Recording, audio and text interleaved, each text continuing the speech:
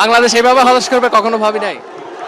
আর আমরা যে তিন ম্যাচ আমরা এইভাবে হেরে যাব এটা কোনোদিন ভাবি নাই। আমাদের মিডল অর্ডারের যে ব্যাটসম্যানগুলো আছে তাদের ওখানে পরিবর্তন আনতে হবে। আমি একদম নগণ্য ক্রিকেট প্রেমী হিসেবে খেলা দেখতে এসে খুবই হতাশ। আমি শুধু বলতে চাই শামীম হোসেন পাটোয়ারি, জাকের আলী ওরা আমাদের দেশকে রিপ্রেজেন্ট করে, হাজার হলে ওরা আমাদের দেশকে রিপ্রেজেন্ট করে। যেহেতু আমরা চট্টগ্রামের মানুষ যথেষ্ট শ্রদ্ধাশীল, মানুষের প্রতি সহনশীল, আমরা সেই হিসেবে বলতে চাই, আমরা তাদের প্রতি শ্রদ্ধাশীল সম্মান রেখে বলতে চাই, প্লিজ প্লিজ প্লিজ আপনারা দয়া করে জাকির হোসেন ভাই, শামীম হোসেন পাটোয়ারি সাহেব আপনারা আরো দয়া করে আরো শিখে আসুন। সব করে আসছিলাম খেলা দেখার জন্য, কিন্তু তারা আমাদের মুডটাই ভেঙে দিয়েছে।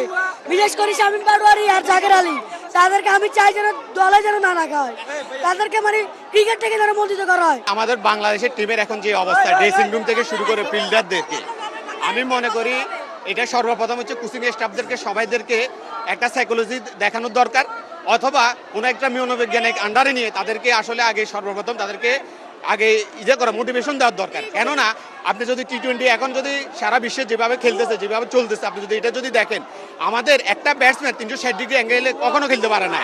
টি-20তে শুধু লেগের শট দিয়ে আপনি কখনো কোনো ম্যাচ উইন করতে পারবেন না।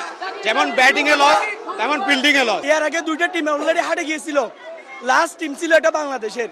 আমরা উদ্দেশ্য আসছিলাম যে এই টিমটা হলেও, এই টিমটা জিতিয়ে হলে আমাদের মান সম্মান, এই জাতির মান সম্মান, এই চিটাগং এই বাংলাদেশের মান সম্মান বাঁচাবে।